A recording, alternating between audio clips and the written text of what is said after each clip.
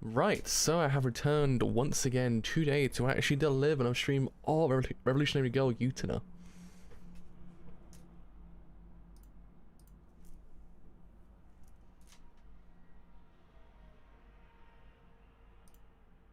Oh, we're good to go.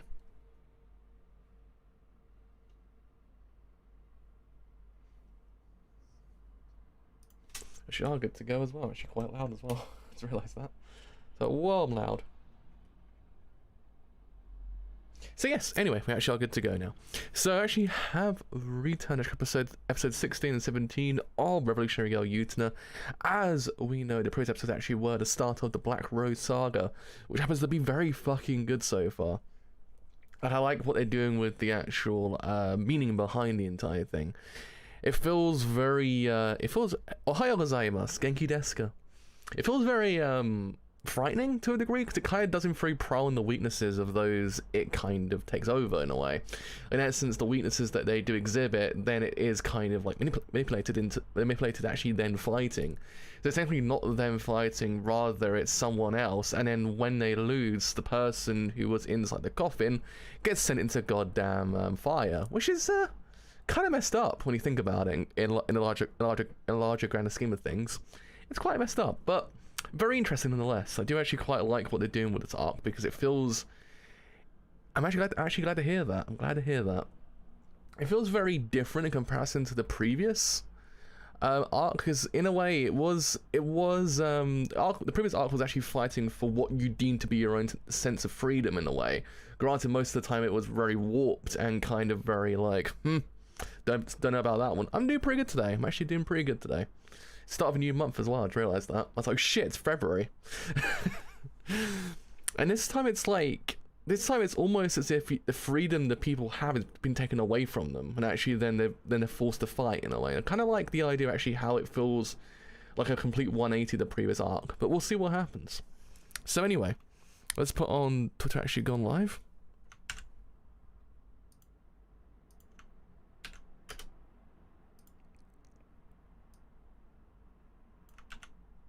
Alright, I do believe with that we should be good to go.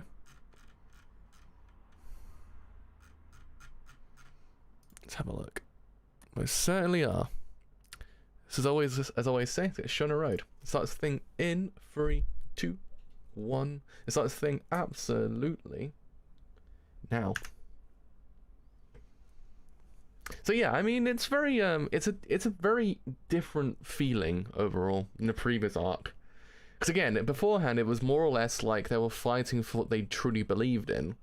Granted, yes, most of the time the characters, what they're fighting for is kind of like, bruh, what you doing, lad? What's going on here?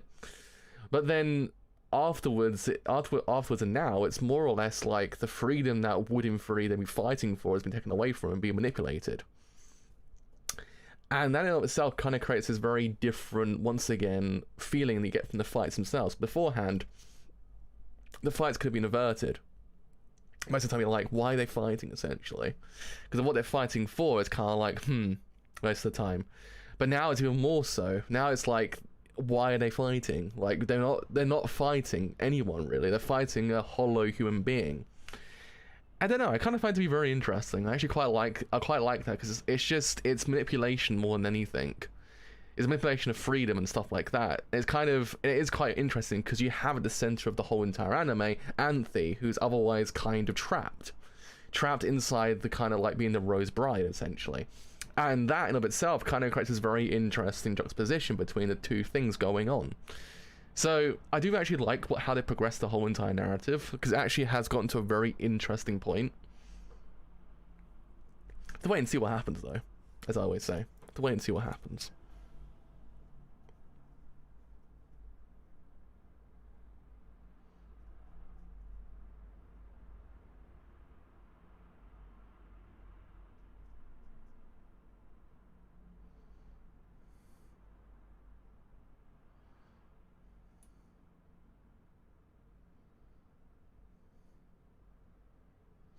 Do we always see the whole backstory for Utena like more often than two times this whole entire series? I've actually seen this like what, 4 times at this point, I think.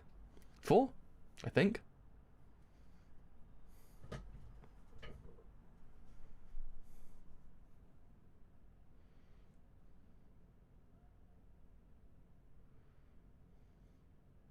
So I guess the idea behind the whole entire series is the idea of fighting for freedom in a way.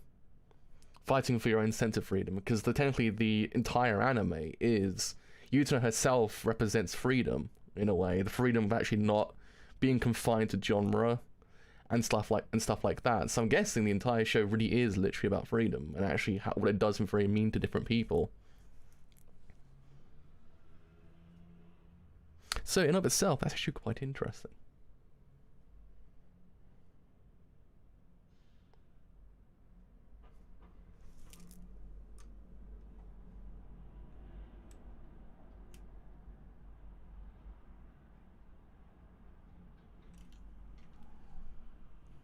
God, do you remember portable TVs? Man, do you actually remember portable TVs? They were the coolest thing ever when I was a kid. It's like, how the hell can you actually get a TV that goddamn small?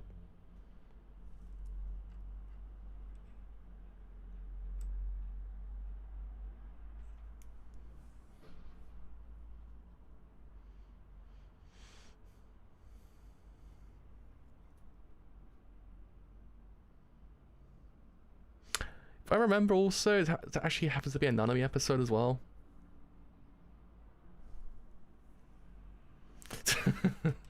I'm actually looking forward to it then. This show's been quite depressing recently, so I actually kind of like the idea of actually having a bit of a breather.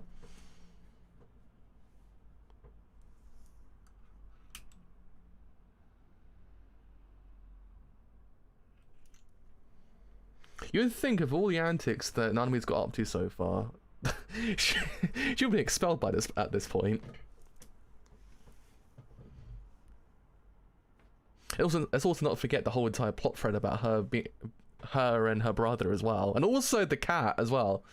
Let's not forget the cat. That's a massive point of interest as well. You could actually have a whole entire series that's just dedicated to Nanami herself. The amount of stuff she's actually got up to this whole entire anime in what, 6 episodes?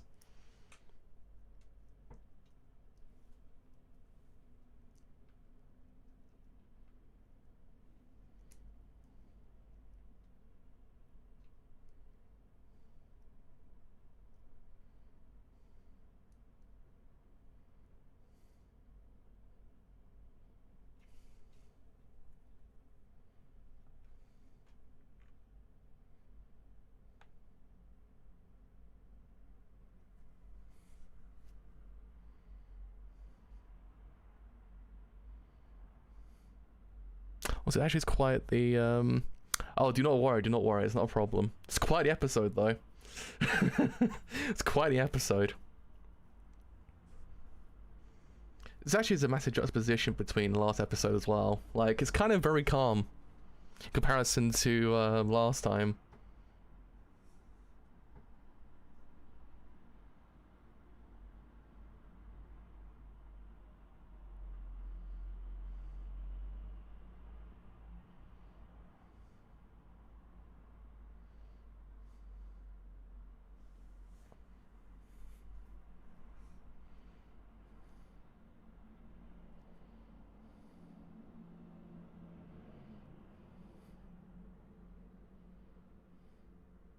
Oh my god, it's the box from Pulp Fiction.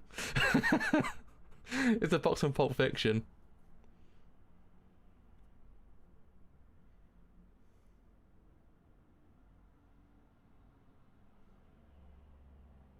Either that or it's the goddamn Master Sword from Zelda.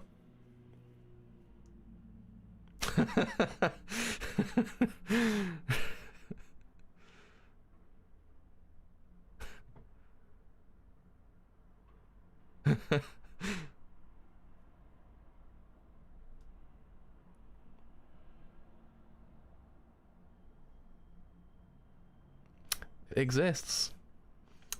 A Sebastian Dior cowbell.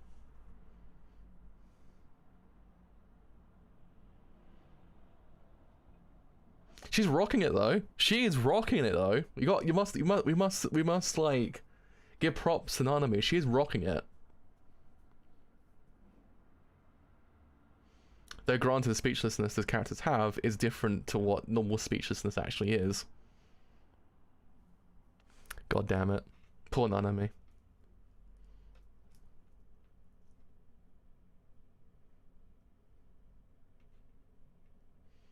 Be really bad if she's actually still rocking it as well. She's still rocking it.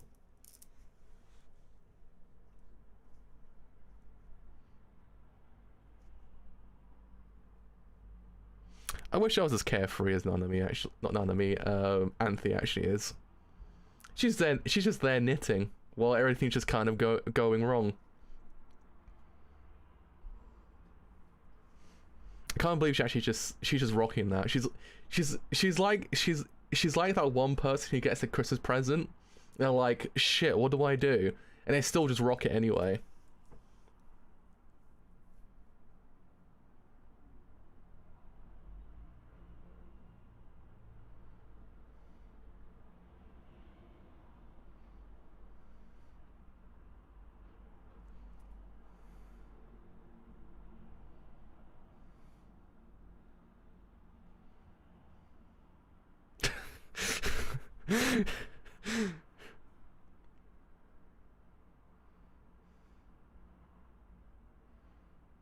She's still rocking it though.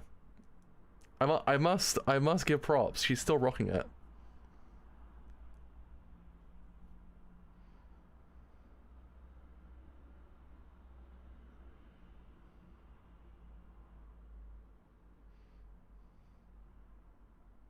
She's actually gonna make it fashion as well.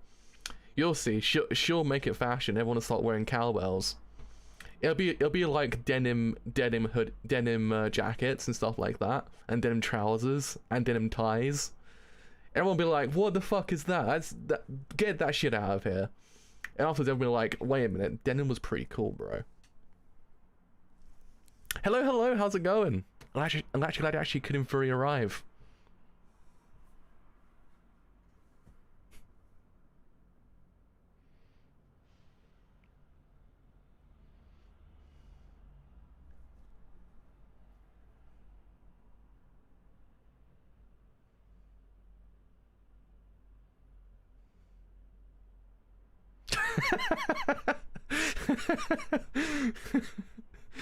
Oh man.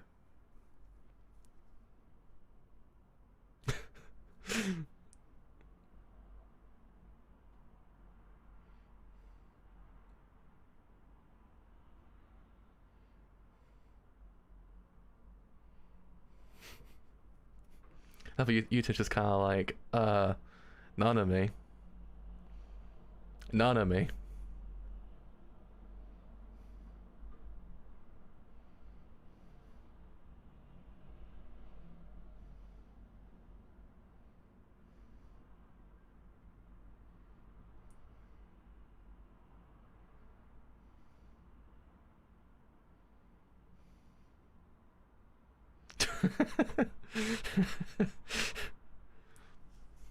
Honestly though, I hope you actually are doing well today. I hope you're doing well. Honestly though, how do you go from episode about trauma to like episode about a cowbell? And actually it still makes sense. You just don't question it at all.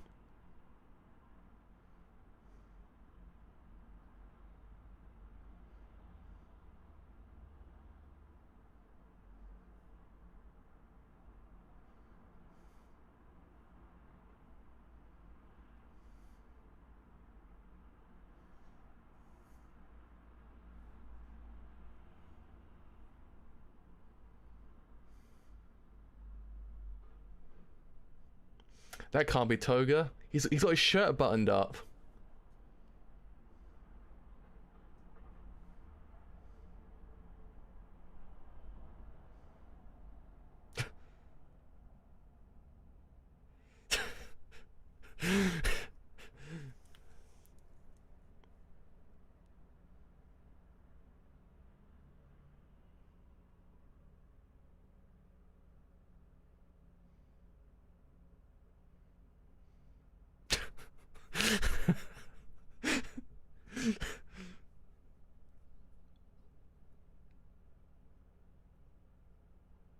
What if an alternate reality actually is the conclusion of Nanami's character? just gets taken away.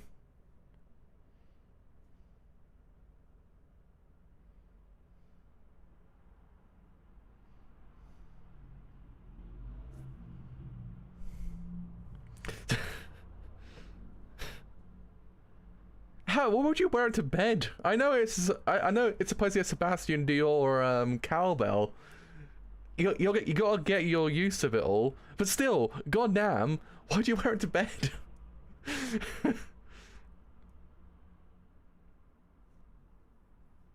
Watch this actually have a positive like message at the end of it all as well. Like, you can't just give up on stuff you get. You gotta wear it. You gotta use it. Imagine that's actually the conclusion of the whole entire episode. Somehow Nanami actually gets a message out of it that actually is positive.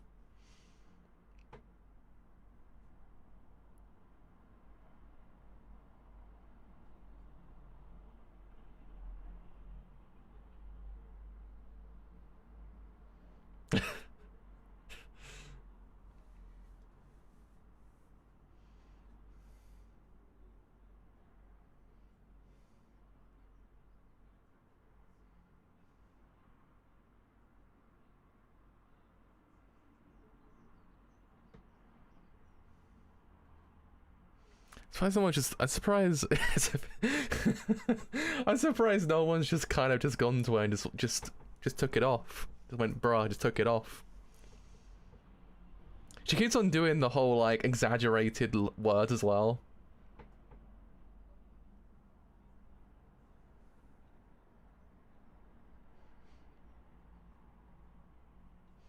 What's even weirder, it's actually really well directed, this episode as well. It's a really well directed episode about a cowbell.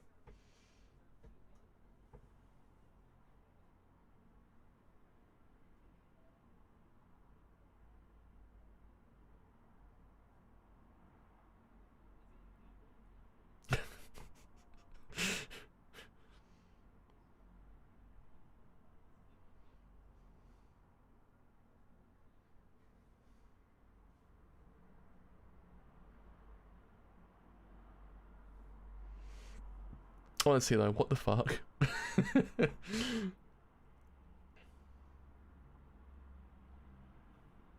It's just, this is like it's such a stark contrast between last episode.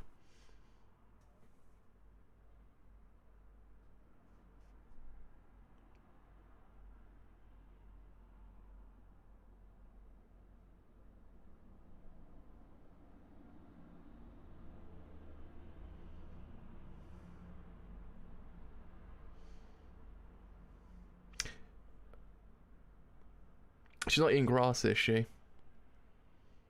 She's not eating grass, is she? Do cows eat grass?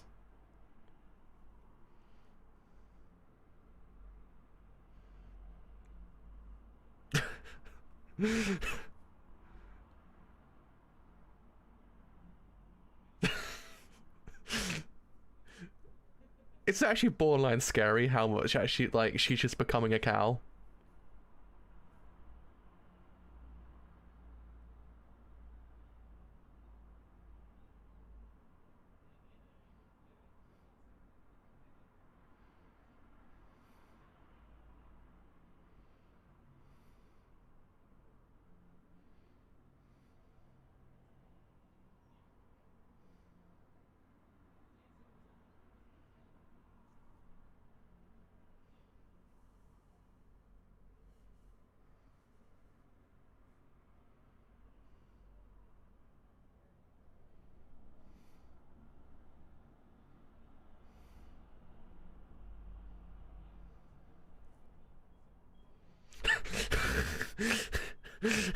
They're just standing there carefree while a legit murder's going on in the background as well. I kind of love that. Like, she's just it's just standing there while legit murder, can't say the word, murder is actually happening.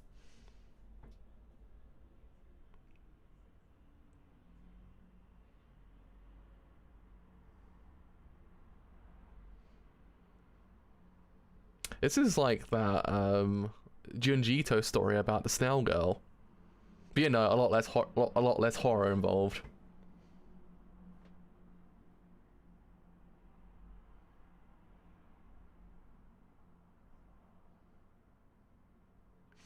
Anthony's just there knitting as well.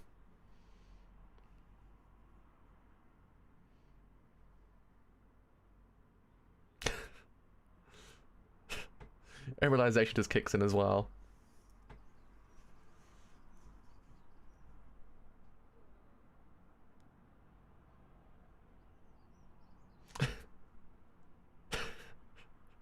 Close enough. It's close enough.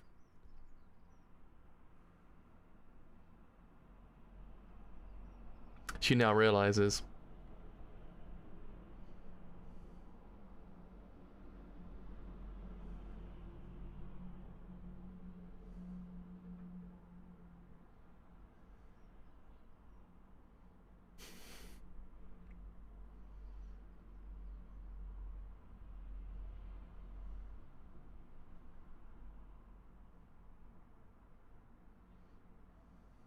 Yeah, why was Anthony just knitting the entire time?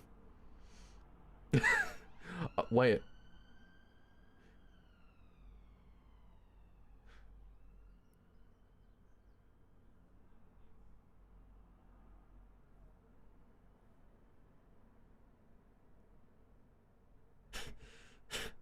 It's turned to an Ava episode now. It's turned to Evangelion.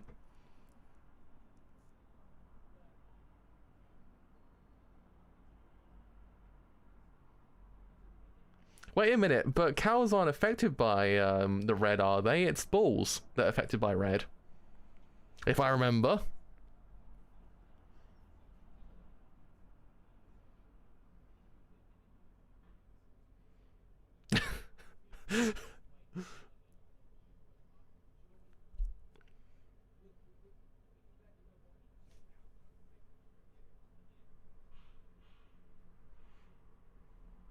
I feel like Anthony knew the entire time this actually was going to happen.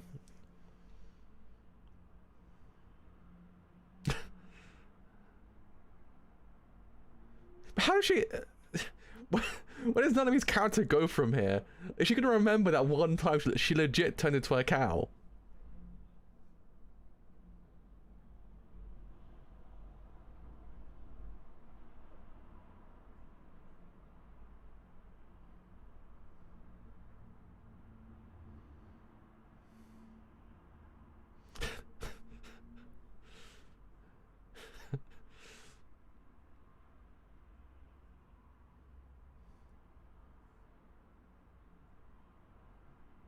Can't believe it.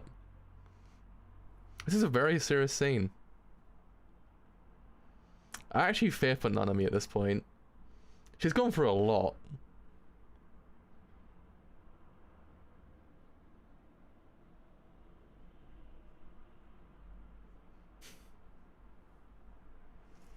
It's just... How? My main question is how?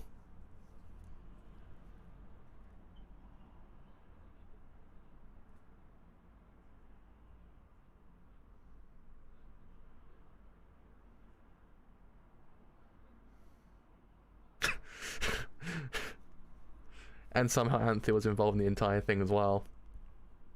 Somehow Anthony was involved.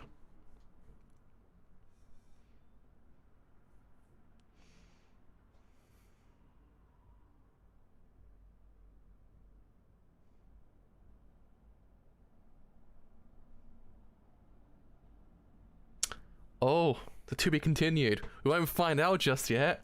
Oh, there's no conclusion to this whole episode just yet. When will we find out? I don't think next episode, because next episode actually sounds serious. My brain hurts. This show gives me gives like emotional whiplash at this point. It's just like, oh yeah, by the way, here's an episode about trauma and everything like that. Oh yeah, here's an episode all about Nanami turned to a goddamn cow bull hybrid. And somehow it still works. That's the weirdest thing about this whole entire show. Like, if you told me this is actually done by anyone else besides Ikuhara himself, I would have called you a crazy person. Only he could pull this off, because for some miraculous fluke, that man can actually do anything, and it work. I don't know how he does it, but somehow he does it. Don't call your cow Nanami, I guess. Oh no. Was there a moral story? Don't, like, get your money's worth all the time as well. It's also another thing to note. If you buy something and overuse it, not probably a good idea.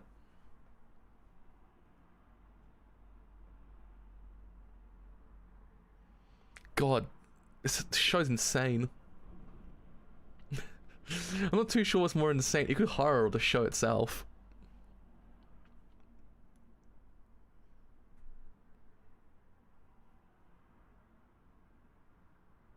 Oh yeah, we go for an episode about Nanami being a horse, cow.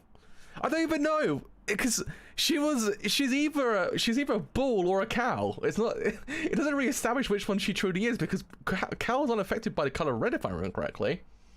I didn't get mixed up with the goddamn animals at this point. It's not really established. Is she a cow or a bull? I have to Google it afterwards. I have to Google whether or not do cows get affected by the color red?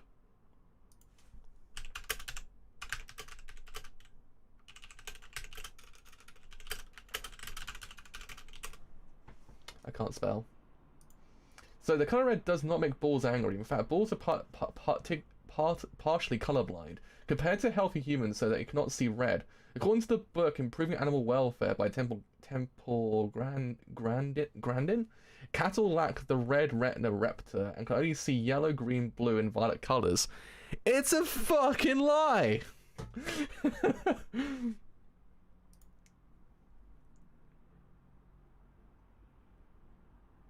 It's a lie! Ikuhara lied to me. I swear to God, Ikuhara just lied to me. Dead ass. Straight in my face, lied to me. That man. Gotta have words with him. Gotta sit him down. Gotta sit him down and have words with him. Gotta be like, my boy, what the fuck have you done here? Cows are colorblind. What the fuck, man? I've been bamboozled. Absolutely bamboozled the entire time. Can't believe it. I've been speckled off, the SpongeBob says. It's only the word and I agree with him as well. Oh my god. So Nanami wasn't even a cow in the end either. Because she's not even affected by the color red. What the fuck? What the fuck?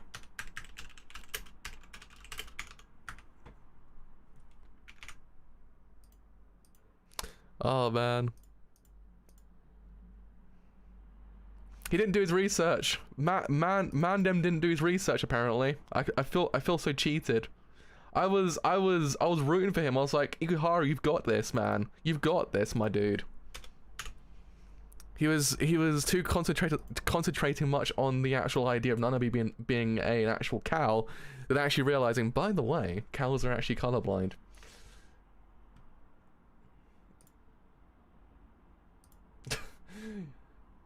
Also, why do cows moo at humans? That's a real question. Some cows will also moo when they are looking to find a mate. Finding other cows in the herd is part of why these animals moo. But there are other reasons too. In the wild, cows are prey animals. Sometimes mooing attracts predators, but sometimes cows can also use their moos to help keep each other safe. Well, there you go. Well, there you go. Yeah, we've basically just been absolutely bamboozled our whole entire lives. I'm not too sure who to trust at this point, the internet or Ikuhara? Who do I trust? The man who breaks my heart or the actual internet who also breaks my heart? That's the real question. Oh man. God, this show is wild. Oh god. I just stretch for 5 seconds. Oh, that's better. That's better. My bones are bad apparently. But anyway, let's move swiftly on to episode 17 and see what's going down in Ikuhara land at this point. Let's start this thing in 3, 2, 1. Let's start this thing absolutely now.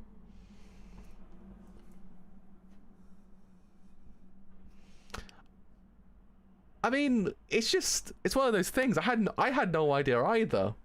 I've always under the impression bulls hate the color red.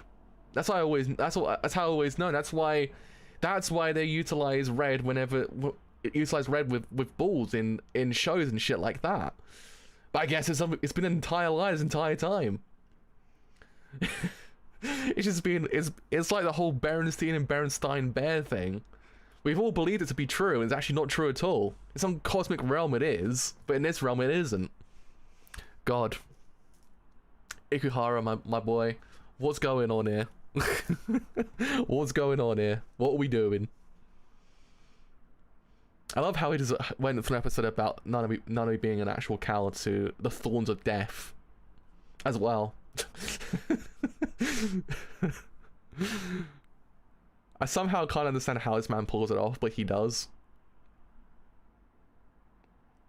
Everyone's like, oh, it has a lot of filler episodes. I was like, okay, but in other animes, you're like, what the fuck's going on here?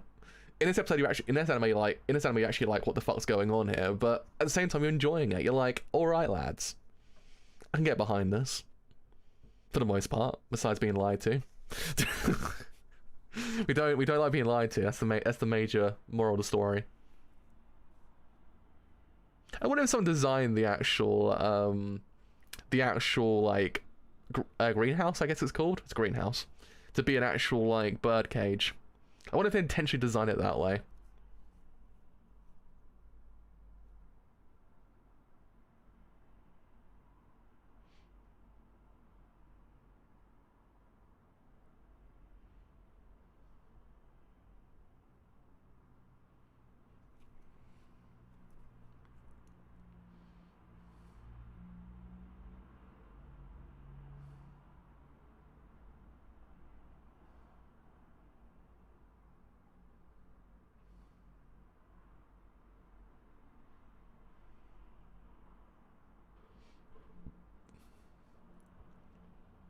It's kind of weird though, because it's a place everyone finds solace in, and yet it's actually like the most literal like representation of being trapped. It's kind of interesting when you think about it.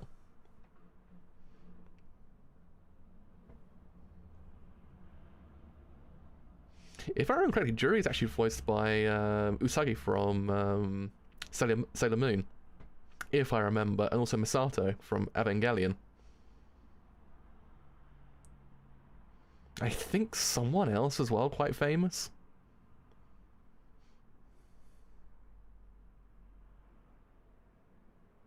Well, she wasn't expecting that response, that's for damn sure. She was like, oh, there's my friend. Oh.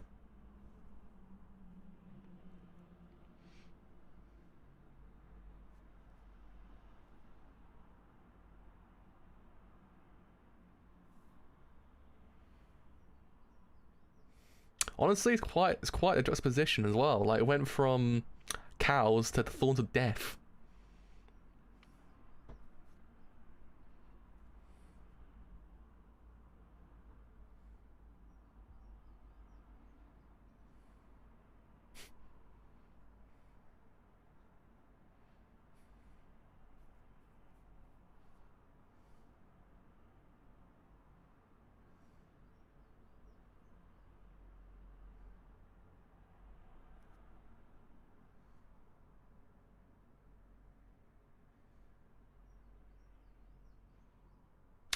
And it all went wrong. And it all went wrong.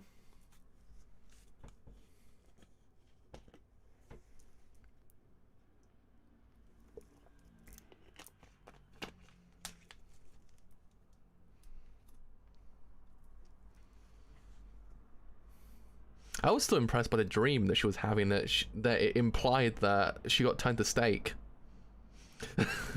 And Toga, no less, ate the steak.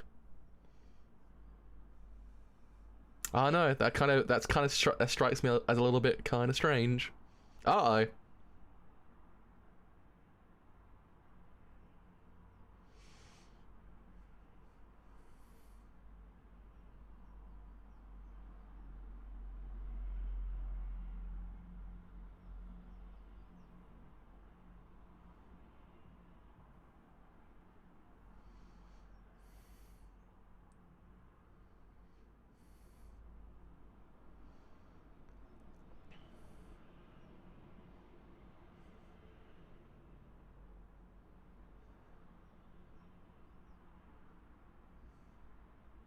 I think the first response is like to get a tissue and not to clear the blood and not anything else.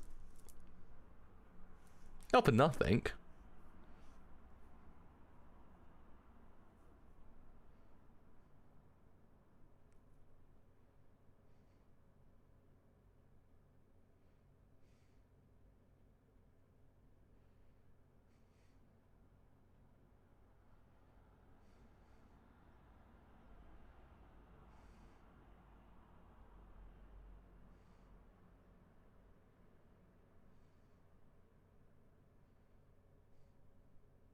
I guess you completely just forgot about the whole entire plot thread of her being a cow. I guess she's completely forgotten about that whole entire dealio. Do people actually lick wounds? The more I think about it.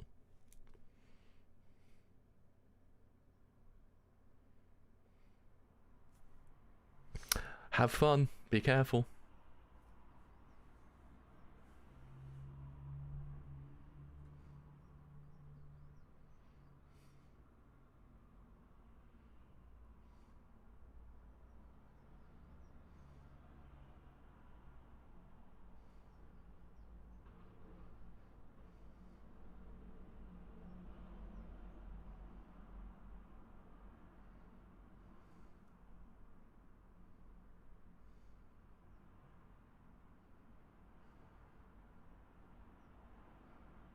At least we actually kind of got like the major theme back of the whole entire show as well. This actually was probably one of the best episodes of the whole entire series. I kind of like that we actually have it back.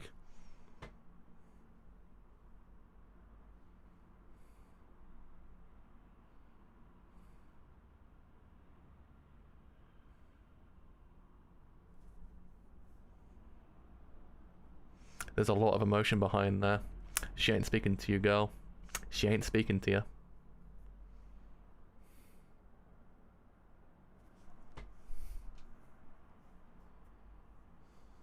I don't know, past the idea that I swear to God he just licked his wound. I was like, wait, what?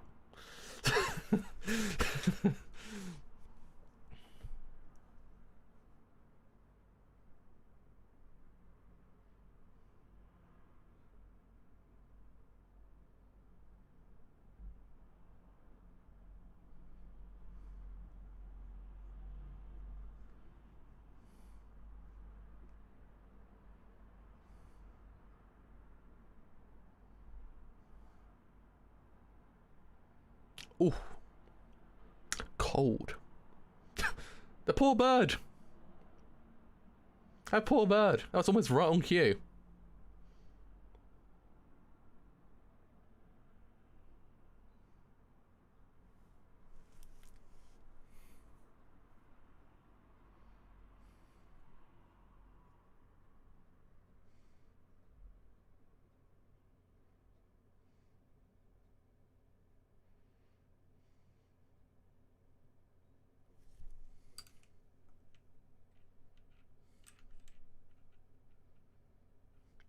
It's probably symbolism though. It's probably symbolic.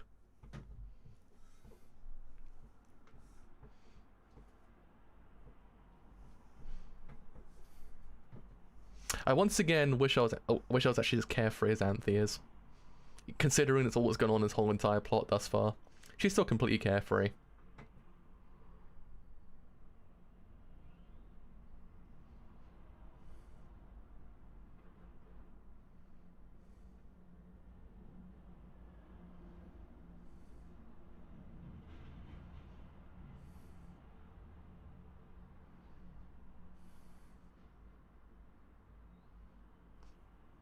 That was quite a transition.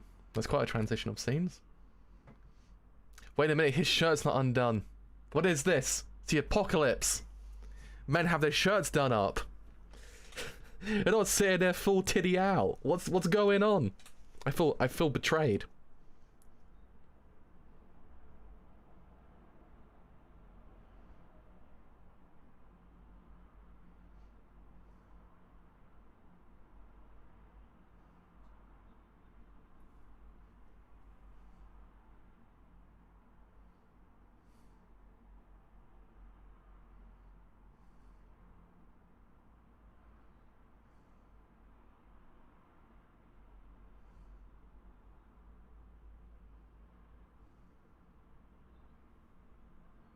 Oh. Hello, hello. Welcome back.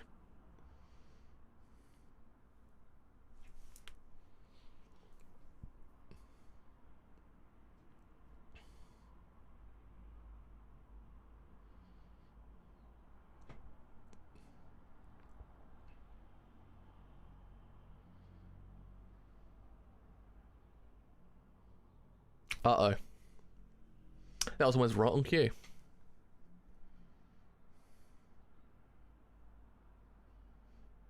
So I guess it kind of is a extension of what happened with Utah at the end of the first core. The idea of actually having something creep up that otherwise you didn't want creeped up, and actually then it completely upends everything. I guess it kind of does it's the idea of a theme basically kind of coming back. Something you tried to look away for a very long time, and actually just it resurfacing in a way. In this context, the idea of actually her entire thought process in that ideology as well. So they actually kind of like they brought this back because it's actually a really good plot thread, because it is all about the idea of actually disregarding completely the idea of the shoujo genre itself, and actually kind of just rejecting the whole entire idea and realizing it's a complete. Is it false? What's the actual true term? Is it fallacy or something like that? It's fallacy, if I remember correctly.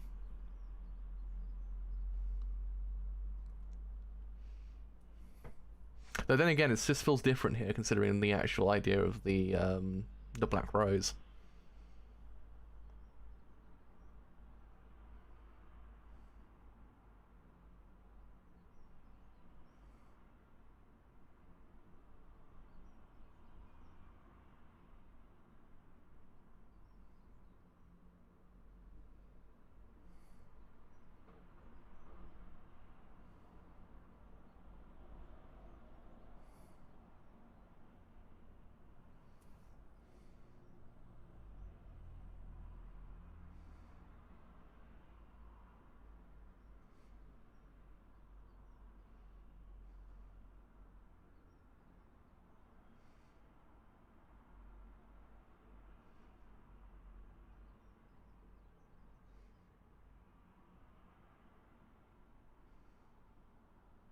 Uh-oh.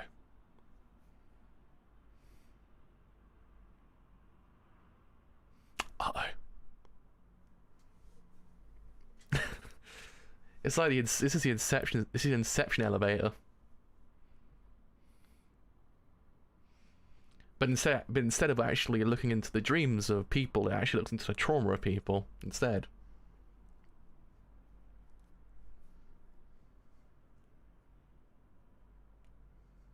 This is a really scary elevator.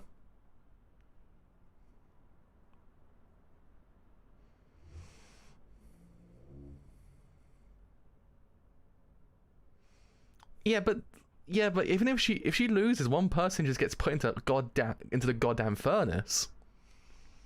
It's kind of messed up when you think about it. She just gets put into the goddamn furnace. It's just, bruh.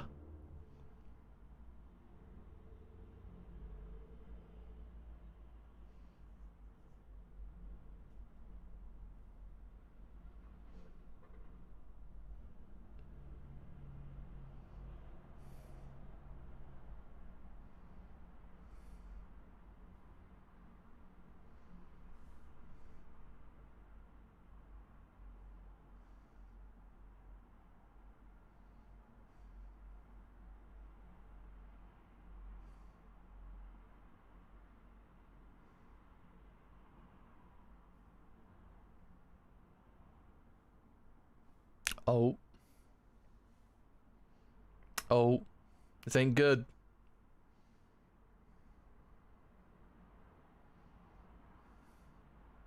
Man.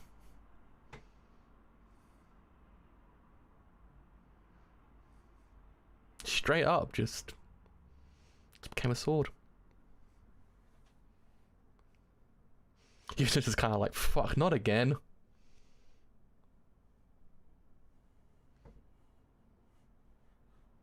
Supposed to get really pissed off at this point.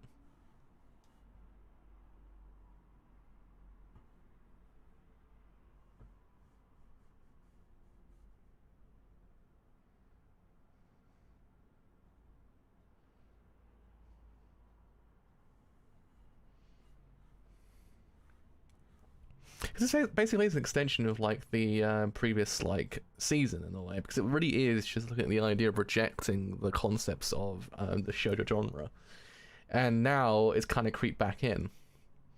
So I'm guessing it's the same as what happened originally at the end of the first core, the idea of how Utena kind of gave up who she was and actually became someone completely different.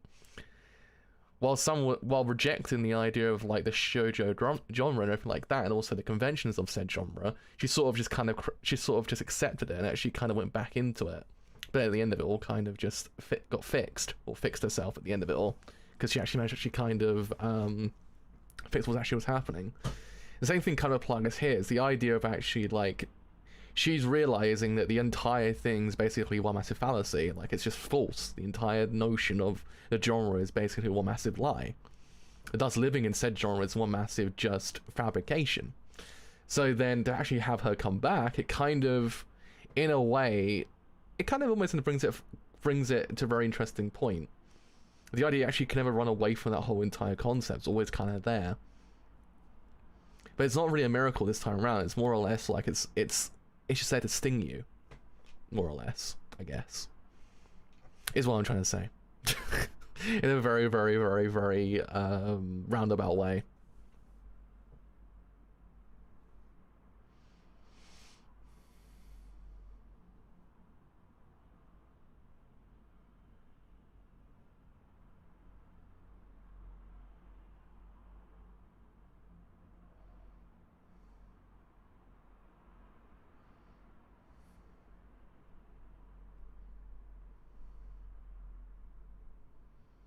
The fight itself isn't so much like a I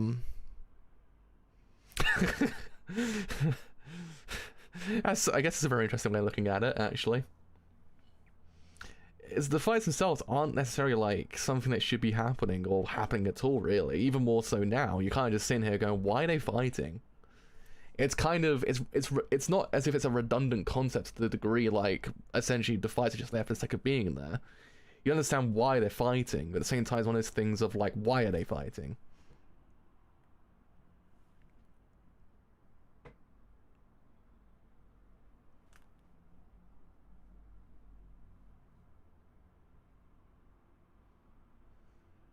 I must say the costumes in the show are fantastic though. Like, goddamn, they do be on point, these costumes.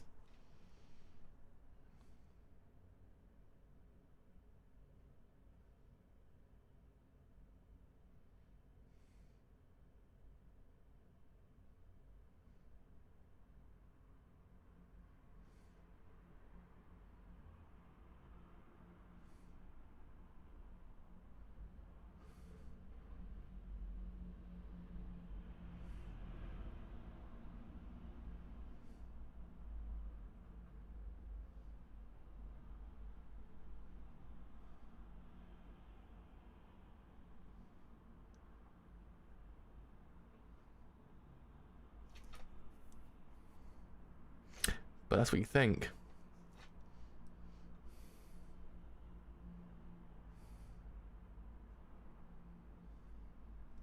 Kind of thought it's also like a very interesting version of Persona as well, to a degree. Don't have to explain it, but it kind of like the idea of how Personas do bring out like the inner, like, what's the word? The inner like conflicts of the person, like out in the open essentially, or Persona 4 at least.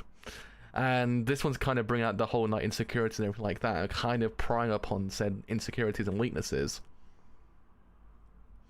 But at the same time, it's kind of like there's no like eventual like nothing in this whole entire fight just feels like it had to happen. It kind of just exists, and then it kind of just at the end of it all, what do you get? You kind of don't get satisfaction. You just kind of just get a person being put into a furnace essentially, just being burnt, I guess.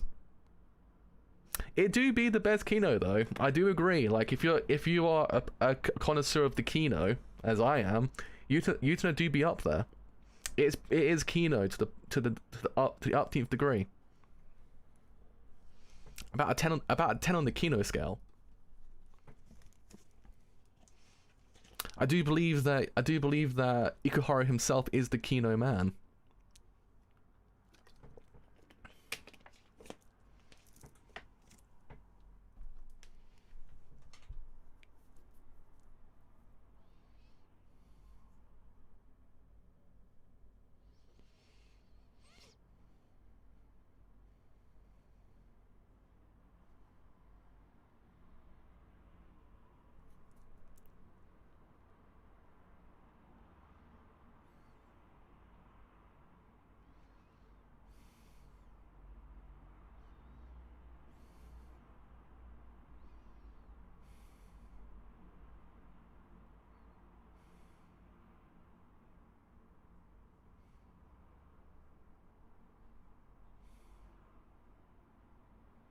To be continued. Kino's basically like, it's the good shit essentially. Like you have when you love something so much, you're like, that's Kino essentially. Kino is like the good shit. Like you're like, man, everyone's got to experience it. It's pure Kino essentially. It's basically the best way to describe it. It's the good stuff. It's what you like. You're like, yeah, it's high tier. Like no one else knows it. Like it's a feeling that you can't get anywhere else. I don't know how like it's really it's so like it's so pure and so like oof. It's like it's nothing else exists like it essentially. That's what Kino actually is. I'll pull up the actual yeah, essentially like Gucci. It's like pure Gucci. But yeah, really good episode overall. It's actually, I'll pull up the actual like complete dictionary definition of Kino. As always know, it's like if you're a connoisseur of stuff that is otherwise really freaking good and not known by anyone else, it is true Kino. But yeah, I do actually appreciate what this show is doing, because it did actually bring that back, and it actually was a really important plot point. Because I kind of feel like Juri's like the idea of the she's the idea of like realizing the shoujo genre itself is kind of pointless, because it always has in theory been alluding to the idea that this show is breaking all conventions in the genre itself. Like Utena is basically that entire character personified. I feel like Juri herself is also that. She's kind of realizing that existing within the genre itself is but a cruel mistress. But we'll leave it for today. Leave it for today. I should also cover Hyoka later on as well. I thought I'd cover Hyoka in this today. I think as of next week, I actually might go back to 3 episodes of Utena per stream. Hold on, let me pull up Kino definition. Alright, so okay, there we go. Here, so Kino, the highest tier of artistry in motion pictures. Kino is above all other categories. Kino can only be enjoyed by partisans. Plebeians are not ready for Kino, as they wouldn't have trouble picking up on the subtle psychological themes and masterfully executed yet intentionally mistransmitted messages that always seem to fly right over lesson minds undetected. These motion pictures are eternally poignant, forever relevant, steeped in an understanding of the world and exuding it onto others like a blessing from heaven. Made from important thinkers, visionaries, unlike bar-lowered shit content pushes like Tarantino. Joints, flicks, and movies appeal to a wide range, while Kino is for people with true passion, understanding of filmmaking.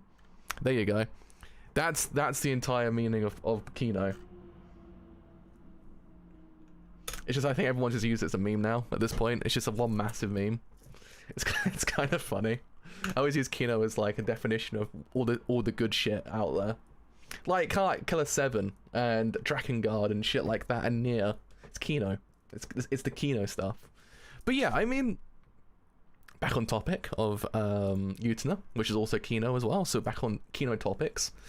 Yeah, I kind of feel like this was important. I feel like this actually was one of the more important threads to kind of weave back into the narrative, because again, her whole entire like character arc is to actually break the conventions of the actual shoujo genre. She's realizing existing within the world of the shoujo conventions is but a fallacy, a fabrication, if you will. And it's one of those things I like that they kind of brought her back, because it's important to realize that sometimes you can't escape those ideas. Those ideas do in theory kind of creep back in sometimes, and god damn it, every single time. I do. It's my pleasure. I actually always do like helping whenever I can. Whenever it comes to words I tend to use quite often. I know sometimes I use words that I don't think anyone else actually has known before, like the word bear, as in a lot, and also what else is there? There's bear. There's mandem as well, which actually basically means like your fam, your close boy. Essentially, that's what a mandem actually is. And other words I always use sometimes as well. It's always like helping. But yeah, I like that they actually brought it back, because it is the idea that sometimes stuff like that you can't get away from that whole entire concept. And I like that in the end, even though there's not entire reconciliation there, it's one of those things that it's a slow process that she actually is coming to grips with that whole entire idea. It's one of those things she can't ever look away, because she's always going to be there. And maybe as time goes on, she might see like a full-blown, like, I guess, redemption for their relationship. Even though, yes, we kind of seen a very different side of it all now. It's very much different to what it was originally. But I like that it's sort of alluding to the idea that maybe there might in theory be some sort of reconciliation. Even though it's going to be hard, because it's one of those things, we know the emotion behind everything with her, with Yuri and her. There's one of those things you understand. It's not one of those things that can be done in one episode. It's very much more that it actually continues on and on until probably the end of the whole entire anime. But I like that the show doesn't kind of disregard plot points like that. It's important to kind of bring these stuff back, because this show is all about breaking conventions. It's all about the idea that you want to escape from the confines of the actual genre. I mean, Utena basically is the prime example of the whole entire idea. Kind of her whole entire character ideology is freedom in the genre that kind of is seeped in cliches and also conventions, and also the idea of actually having certain, what's the word, like having like, god damn it, every single time I've got a good idea, my brain just stops with the words. Like, you're meant to follow an example, essentially, with a lot of genres. Like, if you ever kind of watch a shoujo genre, same thing with shonen as well, same thing with seinen sometimes as well, is the idea that there's always that archetype, essentially, that you actually have to follow. But this show's always been about breaking those conventions, and also kind of realizing the genre itself is all but a fallacy. So I like that the show does kind of bring her back, actually kind of then reinforce that whole entire concept, not to actually then forget that that is the core idea of the show. The idea of freedom, the idea of actually being free within a genre that's otherwise kind of seeped in cliches. So I like that Ikuhara actually brought her back more than anything. So it's actually probably one of the strong episodes of the whole entire series, just because it is, but all everything else, but also at the same time, a reinforcement of the themes. It's one of those things that is very important to the show. So I do actually hope they do continue with the whole plot from Ajuri and her former friend as well, because it is kind of very interesting. We know it's a lot more than just anything like that, but you know what I mean. It's one of those things I actually kind of like that it's still there, so I actually do hope they continue with it, because it's very important to actually kind of have her there, because she's a very important thread in the whole entire narrative to actually kind of then bring the idea full circle, the idea of breaking conventions, but also realizing that sometimes conventions like that, especially the idea of actually being inside the genre itself, won't always go away. They always will in free stick by you and actually kind of always be there.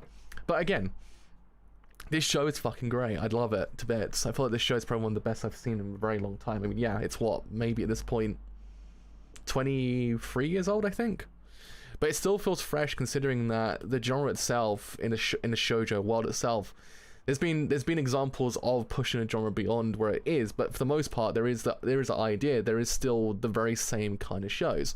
So this show still feels relevant to this day. It's one of those shows that can last forever, because it's such a game changer in the sense that it doesn't kind of abide by the conventions. So I do appreciate it. So I do appreciate this episode actually kind of existing as well. Appreciate the episode 6 I believe is also the exploration of this whole entire idea as well, existing as well, and also then the end of the first core, the idea when Utena actually kind of realizes that she can't continue on, that she kind of then goes back into the actual conventions of genre as well, because that of itself is actually a very important factor into the entire show. But yeah,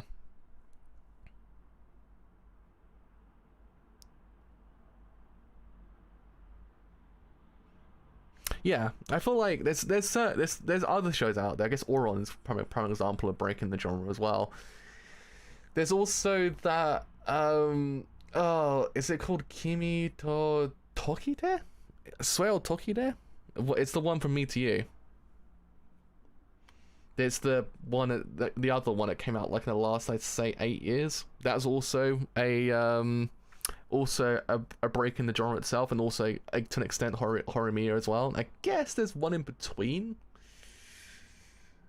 Though technically, I guess Banana Fish as well, really, because technically Banana Fish is categorized as a shoujo as well. But examples like that also came from the 80s as well, so there is this idea that the 80s and the 90s were prime examples of breaking conventions, especially in genres as well. So I guess the 90s and 80s were all about breaking conventions. It was very... Toroke, that's the one, not Tokite. Toro. God damn it, Kimi ni Toroke. From me to you, yeah. I forgot it's from me to you, which is the ni. Yeah. I forgot about that. Ni is the participle for the locations. Thank you for that. I completely forgot the actual name of it. I was close. It's from me to you. If I remember correctly. Is it from the moon to me to you? One or two. But that one's the other show as well, I think. Because there's always that was a blueprint as well. From then on. That was like the blueprint. Once you actually watch that, yeah, Toroke. I can't do words today sometimes as well. For some reason, words are beyond me. I felt like it was actually kind of like the blueprint as well for the future of like the genre. I guess as well, there's other examples out there that kind of do go above and beyond, but I feel like this one's still relevant. I feel like if you watch this show in 20 years time again, it will still feel like it actually hasn't aged at all, because it hasn't. Everything in this show just feels like it actually does still belong in a 20 car to an extent, I guess, though it's a very different kind of beast in a way. This one's more or less like if you watch this show 20, 30, 40 years time, it won't ever feel like you actually kind of feel like it's aged at all, essentially. Same thing like Gundam and stuff like that. Sometimes Gundam is one of those shows that doesn't age. And also Banana Fish as well doesn't really age either. The Initial D doesn't age either. Stuff like that. It's shows like that kind of still exist and still kind of are talked about to this day because it's important. And I feel like this show is one of those ones that will always continue on until the end of time, really. Because it's good. It's very important. That's a very important message beyond anything else as well. I like the idea of actually the message of the whole entire show, and I feel like it's conveyed even more brilliantly in this episode and also subsequent episodes as well, I hope. So yeah, that'll do it for today. We'll watch 3 episodes next week, I believe, because I'm kind of just getting a basis for the actual schedule itself, considering I've now got a full schedule, I think, at this point. I might have to change some things around. So do be on the lookout for that one. I probably will post another like final schedule for like the actual rest of the season up on YouTube as well. Yeah, I see. I get what you mean. It does actually make sense. But yeah, I mean, we'll do 3 more episodes next week. So I guess we'll do 18, 19, 20, and they'll be on to, I believe, the more or less like the kind of like the tail end of the next core. So until then, I have indeed been the driver. So as always, gochicho arigatou gozaimasu. Boku no doga wo moshiroi to omotara ine ya channel toruku wo onegai shimasu. So as always, actually have enjoyed this stream in Dune Fury. Leave a like because indeed it's quite a bit. Actually have then enjoyed this whole entire stream in Dune Fury. Leave a sub because indeed it's quite a bit as well. Actually have then enjoyed this whole entire stream in Dune Fury. Follow me on Twitter or join Discord as well, because both of you help me quite a lot, and both will then tell you when streams go live and any other streams I do as well. But until next time, some more Revolutionary Girl Utena. I'll see you guys then. Bye for now.